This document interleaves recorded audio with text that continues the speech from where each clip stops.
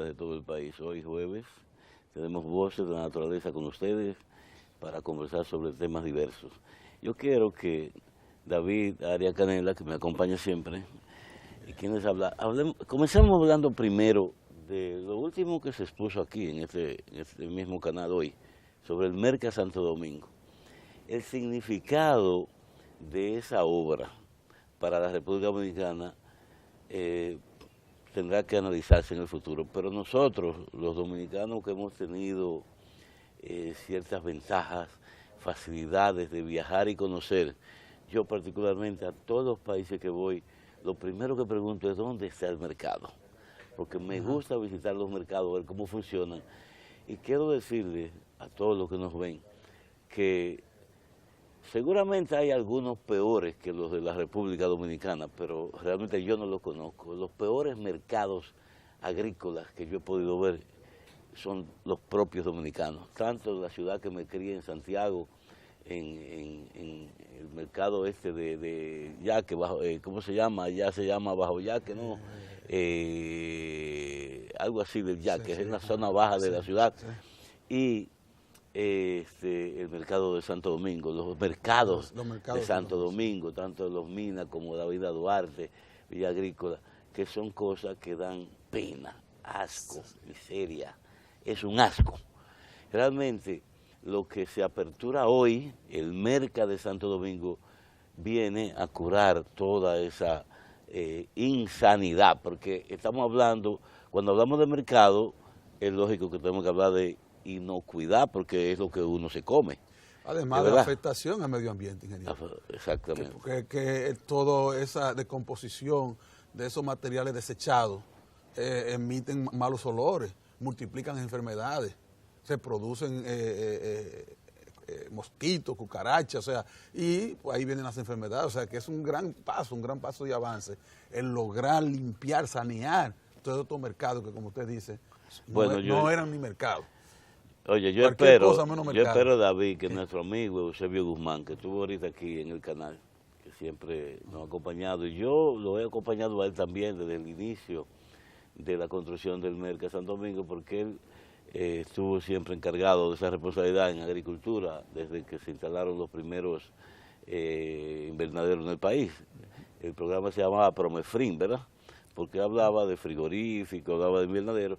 Ahora ya es Merca Santo Domingo, que está asociado a toda una organización encadenada de mercados en todo el país, que debe terminar así, con mercados bien sanos, organizados, donde no se permita bajo ningún concepto el desorden, la rabalización y la exposición de ningún tipo de alimentos de la manera que hoy se puede ver todavía en los mercados del país. Y eso se llama sanidad, y sanidad es parte de la convivencia sana del medio ambiente, ¿verdad? Es un reclamo incluso de carácter constitucional de que todos tenemos derecho a vivir en un ambiente sano, y eso tiene que partir desde lo que consumimos. ¿Verdad que sí? Entonces, bienvenido, Merca Santo Domingo. Mira, ya está asistiendo muchas personas. Oh, mira, es un profesor que estuve viendo ahí allá de INTE. Vamos todos a respaldar esa decisión del gobierno de abrir el Merca Santo Domingo y acompañarlo también y a presionar para que se abran los demás mercados de esta misma forma. De manera que un gran mercado mayorista en Santo Domingo le supla a los mercados minoristas de los diferentes barrios de la capital y de los diferentes supermercados, y que eso se vaya extendiendo a todo el país. Sí. Bienvenido. Bien, entonces vamos a otro tema. Yo quiero que hablemos del agua, pero vayámonos a un extremo de la situación. Ayer el Diario Libre publicó algo que realmente me llenó de entusiasmo porque hablemos de eso. Presentó una fotografía de una pila de palos, pedazos de árboles, llamémoslo así, para preparar carbón, ya haciendo el horno para el carbón, y luego una pila de sacos en la frontera dominicana con Haití, en Jimaní, ahí al lado del lago, ¿cómo se llama? Azuay. El Azuay y el sí. Azuay. Sí. Por donde se embarca el carbón. Óigame, el carbón dominicano se embarca para Haití a través de ese lago. Sí. No es a través de carreteras ni a través del mar, sino a través de ese lago. Y entonces, eso hace siglos de eso hace muchos años de que eso se hace. Y todo el mundo sabe de dónde viene ese carbón. Ese carbón no viene del centro de la República, ese carbón viene precisamente de la misma frontera, de los bosques secos que tenemos en la frontera. Bosques secos y de bosques húmedos, de ahí de Bauruco, ingeniero. Ahí en la parte de la Sierra de Bauruco, yo fui en Semana Santa al hoyo de Pelempito y es sorprendente la cantidad de viviendas que hay dentro, incluso del área protegida de nacionales haitianos y de Conuco. Y fabricación de carbón, es una cosa alarmante. Yo me encontré eso bastante raro, que todavía a estos tiempos hayan tantas personas ocupando esos territorios de nacionalidad haitiana. Lo grande del caso, David, es que todo se conoce, porque el diario reporta cómo es que se hace el carbón, quién es que lo transporta. Incluso entrevistaron a las personas con su nombre y apellido, lo dicen ahí. Los que transportan el carbón, y dicen ellos que ellos cuando lo llaman, que hay tantos sacos de carbón, acuden a buscarlo, pero que el negocio se le está acabando porque generalmente para poderlo pasar, transportar en el camión, la guardia fronteriza, la SUFRON, como se llama, pues generalmente le pide una suma de dinero igual o más alta que el valor del propio carbón. Entonces ahí prácticamente se da, fíjate, pero no es una persecución a los que fomentan esta industria del carbón. Una negociación. Sí, no un negocio, por eso que nunca se va a acabar. Por consiguiente, ahí tenemos que comenzar la política de Estado, donde haya una monitoría adecuada en la zona fronteriza para impedir que este tipo de negocio se haga, porque el daño que produce, o sea, cuando tú deforestas, especialmente estos bosques secos, oye, estos bosques secos, ¿sabes el tiempo que dura para crecer un árbol en el bosque seco? Mire, sí, pero además, mire, ingeniero, una cosa importante, cuando yo fui director de la Comisión Nacional Técnica Forestal, había un programa con la cooperación alemana, ahora GIZ, donde el bosque seco se podía aprovechar sin eliminar el árbol, ¿verdad? Vamos a decir, si este es un árbol que tiene estas 5 ramas, lo que se hacía que se cortaba una rama o 2 y luego se regresaba y siempre mantenían el tronco vivo, pero organizado. Pues Provosur se llamaba ese proyecto, organizado, y de esa manera el bosque seco puede producir leña y carbón para exportación, pero de manera regulada. El problema es que ahora se llevan el carbón, cortan el árbol, hasta las raíces se las llevan para hacer carbón y para quemar, porque en Haití el 85%, oiga eso, de cada 100 personas, 85 cocinan con leña y carbón. Pero vamos a hablar, mira, me permitiste recordar a mi amigo Peter Asmussen, de la GTZ alemana, que hoy es GIZ, que fue de los técnicos alemanes que más tiempo duró precisamente en la República Dominicana, trabajando con técnicos dominicanos, mostrándole cómo podíamos producir carbón y madera del bosque seco sin acabar el bosque, ¿verdad? Como tú estás explicando perfectamente. Si Peter ya no trabaja para yo creo que está retirado, ya vive en Alemania, un gran amigo nuestro, siempre nos buscamos donde quiera que va. Pero bueno, el caso es que es una gran experiencia el tema del manejo adecuado del bosque, tanto para producción de madera como para producción de carbón y para otros subproductos del bosque. Ahora bien, David, el tema del carbón, ¿cuál es el problema de producir carbón para uso doméstico, si es necesario, y para la exportación? Yo no lo veo. Yo conozco a un amigo mío, Mera, Sebastián se llama. Exacto, sí, Mera. Ahí, entre La Vega y Bonao, que tiene un bosque enorme, donde tiene ya muchísimos años produciendo carbón para exportación, sin dañar el medio ambiente. Bosques que él los sembró y él los cuida y los maneja para esos fines, para producir carbón. ¿Cuál es el problema entonces de que le vendamos carbón a Haití, a Puerto Rico, a todo el que quiera carbón, pero de una manera manejada adecuadamente. Porque de la manera que se hace hoy día, lo que está pasando es lo que todos sabemos. Primero, el hoyo en los bosques, el hueco en los bosques, y cuando se trata en adición del conuqueo de montaña, ¿verdad?, que ya en este caso nos vamos no solamente a bosque seco, sino a bosque húmedo, como tú estabas señalando, y esos conuqueos de montaña dejan un limpio.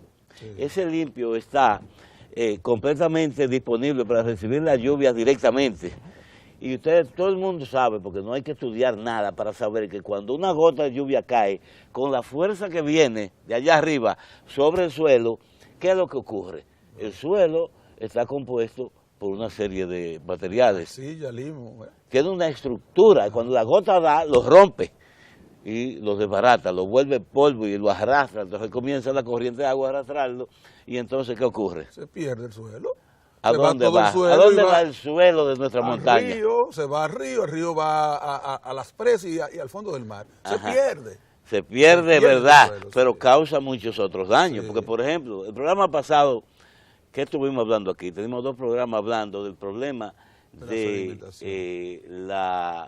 la sedimentación de los cauces de los ríos y la necesidad entonces de canalizarlo y adecuarlo. Y es una discusión, un debate que hay en la República Dominicana ahora, si conviene o no.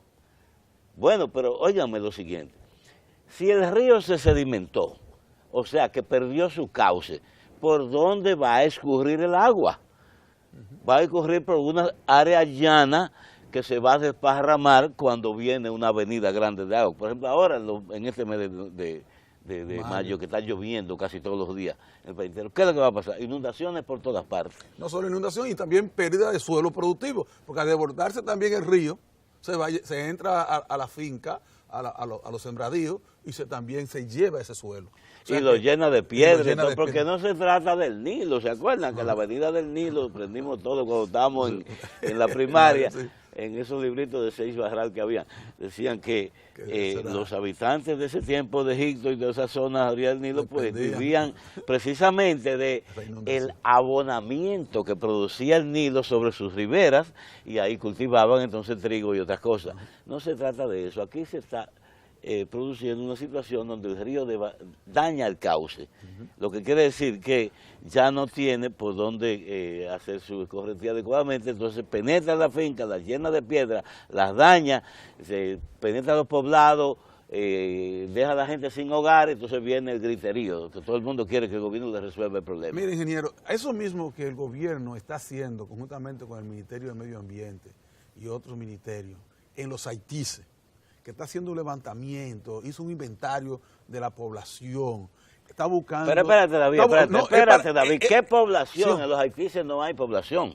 Hay una población circundante y circundante en los alrededores, ¿verdad? Que se meten allá. Exacto, sí, pero también hay, allá quedan pocos, pero casi todos los valles de los Haitíes están ocupados, los pequeños valles. Y eso es un asunto que hay que sacarlo. Pero lo que yo estoy planteando es que un programa como ese, que todavía va por la mitad, debería aplicarse en la Sierra de Bauruco, porque vamos a perder una zona que es la que infiltra agua y le proporciona agua a todos esos proyectos, incluyendo al nuevo proyecto que hizo el presidente, Boca de Cachón, ¿no? Boca de Cachón. Sí, entonces esa parte, ese macizo hay que conservarlo, y se está destruyendo a un ritmo acelerado. Incluso esos incendios forestales, que son los más grandes que se están dando en el país actualmente, que antes se daban aquí en la Cordillera Central, ahí se están dando, y es producto precisamente de la necesidad de carbón, porque el fuego, al quemar el árbol, entonces la gente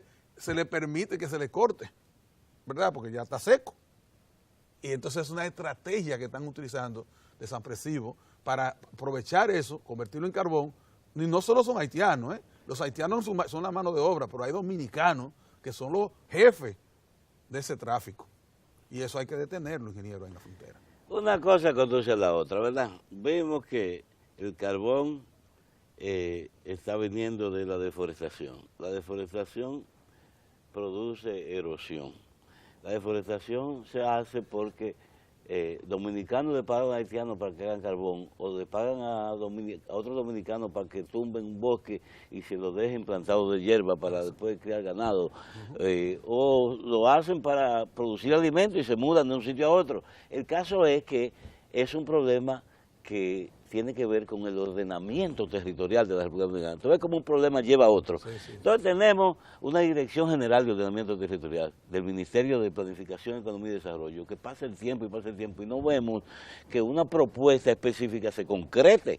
Yo quisiera ver que por lo menos un municipio, como un propuesto, que el de Jarabacoa, una vez se dijo que Miche era un municipio que estaba escogido como plan piloto para ordenamiento territorial, sí, como municipio playero, perfecto, claro, y cojamos Jarabacoa como municipio de montaña, que es un municipio que tiene muchas condiciones para ser ordenado territorialmente, y comencemos la tarea del ordenamiento, porque por ejemplo queremos que se produzca tallota en Jarabacoa, yo casi vivo allá, gran parte de mi tiempo, y bien, la tallota se da perfectamente, pero ¿dónde se produce la tallota? En las vertientes del río Jimenoa y del río Yaque del norte. Entonces, obviamente tú sabes que la tallota tú la levantas y es una enredadera, pero por debajo el suelo está desnudo, entonces él se produce el arrastre como quiera.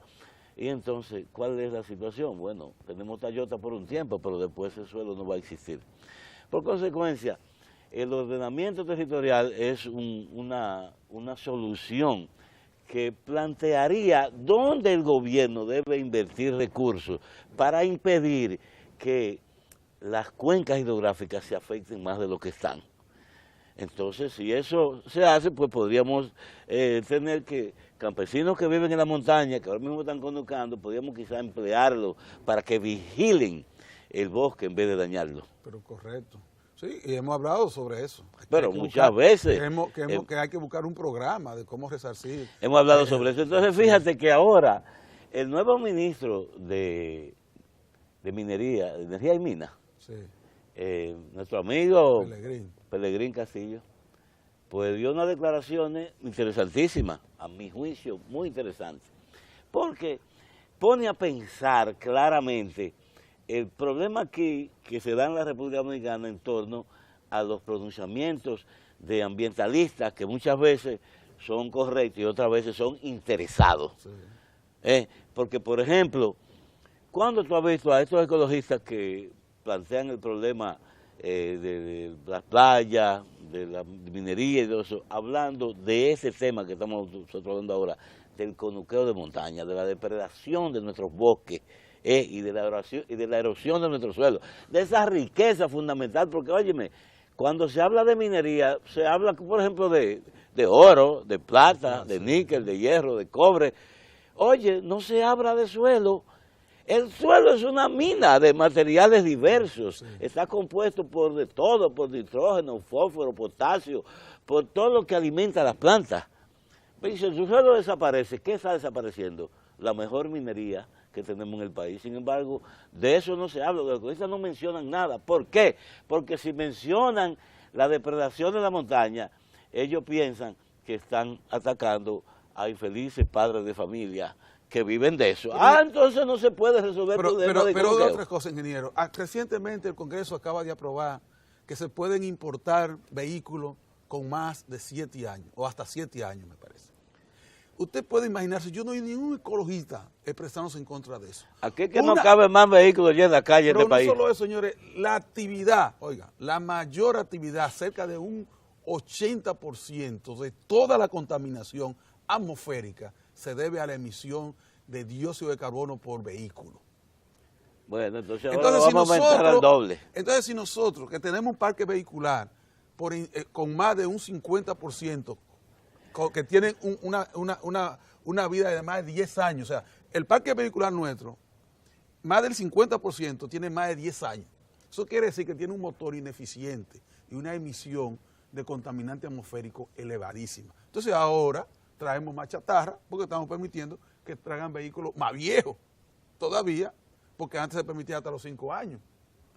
Y ahora se amplía hasta los 7 años. Pero lo que queremos decir es, no hubo protesta.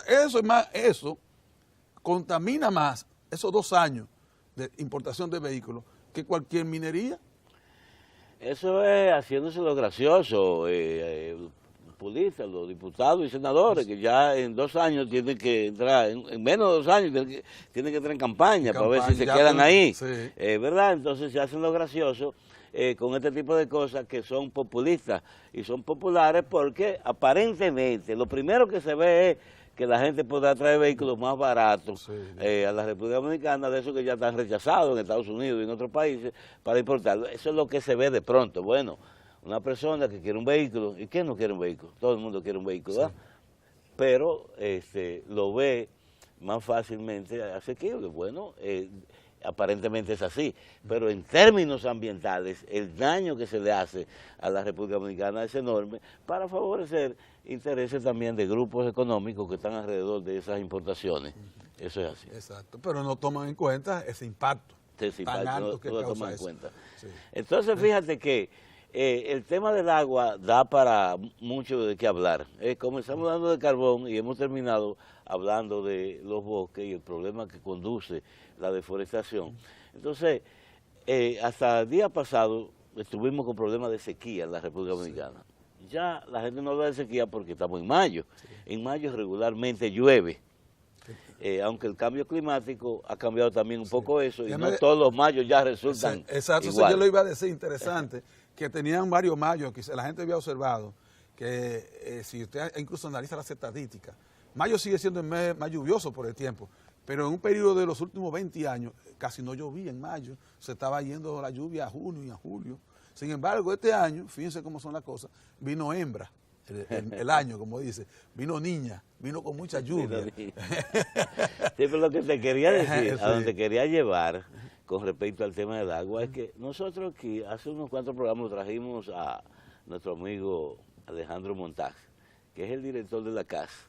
Entonces, él explicaba una serie de proyectos que tiene esa entidad para resolver el agua en la ciudad de Santo Domingo, pero obviamente todo conduce a la necesidad de recursos cuantiosos, y entonces él plantea que el Congreso Dominicano debería aprobar un préstamo que hay ofrecido de alguna entidad internacional para resolver el problema de cambiar las tuberías en la ciudad capital o en alguna de las zonas de la capital y aumentar la capacidad de los acueductos que tenemos hoy en día. Entonces yo digo que esas son el tipo de cosas que hay que respaldar. Es decir, ahí es donde el gobierno debe analizar la conveniencia de obtener recursos sanos o medio sanos, vamos a llamarle así, para el problema de la minería que surge de una vez. Cuando se habla de explotación minera, se habla de sacar recursos de subsuelo, y para sacarlo hay que mover una parte de ese suelo superficial, mover la foresta. Pero si ese cálculo económicamente y socialmente es viable, conviene. Porque, por ejemplo, ahí está Alejandro Montaz y la ciudad de Santo Domingo necesitando unos recursos para poder resolver el agua de una ciudad que crece en el número de habitantes y en amplitud, en extensión. ¿Y dónde están los recursos? Bueno, los recursos están en los bancos y en los organismos internacionales que los prestan. Pero óiganme, esos préstamos el país debe tomarlo para organizar su desarrollo de largo plazo, o sea, su desarrollo sostenible. ¿Cómo tú vas a desarrollar la ciudad capital si no le hace sostenible el consumo de agua potable? Y eso se hace con inversión de dinero. Esos recursos hay que buscarlos. Bueno, entonces evaluemos nuestros recursos mineros. Ahí hay una posibilidad, porque yo no puedo decirle al presidente, coja los escasos recursos que usted tiene, los recursos fiscales que usted tiene hoy en día del presupuesto, que ya lo tiene hasta la coronilla, no sabe qué hacer más con ellos porque no dan, nunca dan, para sostener toda la empleomanía del Estado y para resolver el problema de la carretera y las calles y las escuelas y los hospitales, y todo no da. Por tanto, si queremos obras de infraestructura importantes que van a resolver problemas de este país durante los próximos 20, 30, 40, 50 años, podríamos tomarlos prestados siempre y cuando sepamos cómo los vamos a pagar. Claro. Entonces los recursos mineros pueden ser una opción, siempre y cuando surjan de proyectos bien estudiado, su impacto ambiental esté regulado, bien. Sí, yo creo que sí, y que si los beneficios sociales son, como te dice, positivos, porque la gente piensa, mire, y que es bueno que nosotros en un programa lo tomemos en cuenta, el ordenamiento territorial de la ciudad de Santo Domingo. Y el caso de Gascue, que a mí me preocupa bastante. Todo el mundo conocía a Gascue, que prácticamente era un bosque con alguna casa. A donde hay una vivienda, donde había una vivienda, ahora hay 18 y 20 viviendas, pero con la misma tubería. La misma tubería de agua y el mismo sistema de alcantarillado, por eso se explota el alcantarillado cada rato ahí. Entonces, ¿qué hay que hacer? Hay que aumentarle el tamaño de esa tubería. Exacto. Entonces, pero lo que no le puede aumentar el tamaño es a la calle. Sí. Y de esa vivienda, tú dices, de una vivienda ahora hay 18, un edificio. Ajá. Y en esas 18, cada uno tiene un vehículo y a veces 2 y 3. Ese es otro problema. Señores, nos están llamando, ya no podemos hablar más. No, ya. Así que tenemos que despedir el programa. Voz de la Naturaleza estará con ustedes nuevamente el jueves a esta misma hora en este mismo canal. Hasta el jueves, si Dios quiere.